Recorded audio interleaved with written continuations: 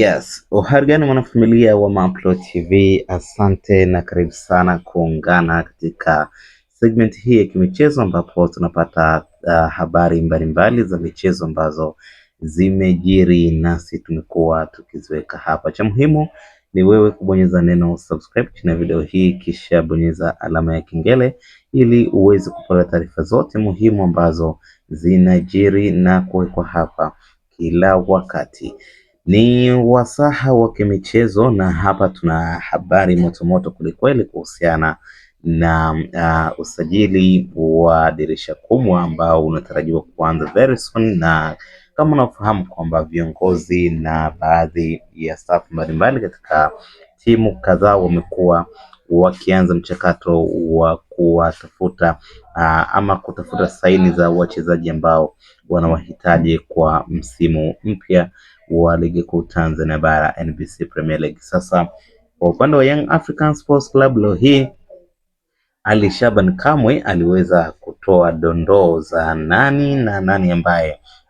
anahusishwa na kuhitajika na klabu hiyo. Moja kati ya wachezaji ambao amewataja ni pamoja na aliyewahi kuwa mchezaji wa timu hiyo, naye si mwingine ni Stefan Aziz Ki, ambapo ameeleza kwamba kuna asilimia kadhaa za mchongo wa Stefan Aziz Ki kurejea katika kikosi cha Dar es Salaam Young Africans kufuatia mazungumzo mazuri kati ya uongozi na timu yake ambayo kwa sasa yuko, lakini pia na yeye mwenyewe ameonyesha nia ya dhati ya kwamba anahitaji kurejea katika kikosi cha Yanga ili kuweza kuendeleza pale ambako aliishia. Kumbukwe Stefan Aziz Ki ni moja kati ya wachezaji ambao baada ya kuwa na baada ya kuwa na Yanga wamekuwa na misimu bora sana. Mara kadhaa amekuwa mchezaji ambaye aliwini ama kushinda taji la ligi kuu Tanzania bara, lakini pia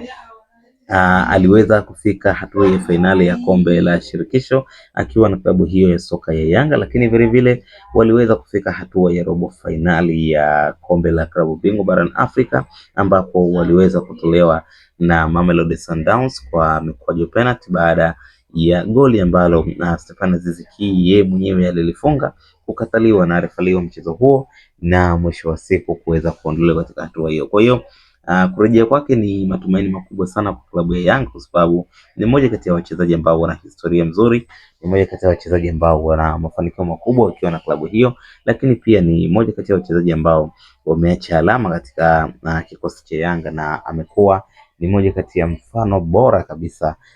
kuwahi kutokea kwa timu ya Yanga. Kwa hiyo kwa mujibu wa Ali Shaban Kamwe ameeleza kwamba kuna uwezekano mkubwa wa Stefan Aziz Ki kurejea Yanga kwa sababu Engineer Hersi Said tayari amefanya mazungumzo naye, lakini pia wameweza kufanya mazungumzo na viongozi wa klabu hiyo ambayo anaichezea hivi sasa na mambo yanakwenda vizuri kabisa, na ikumbuka kwamba Yanga ni timu ambayo alishawahi kupita, kwa hiyo hakuna ugumu mkubwa kwa Stefan Aziz Ki kuweza